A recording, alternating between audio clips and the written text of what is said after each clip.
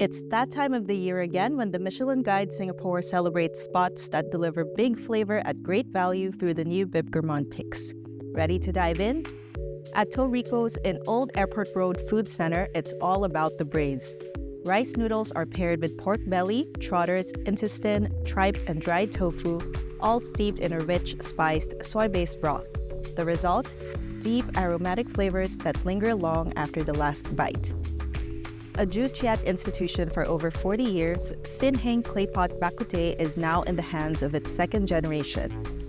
Order the claypot bakute where peppery, garlicky, tender pork ribs swim in a bold but balanced broth. Don't miss the sesame oil chicken either. Kitchenman is all about the classic nasi lemak. The rice is lush with coconut milk and pandan, served with all the fixings and that all-important sambal.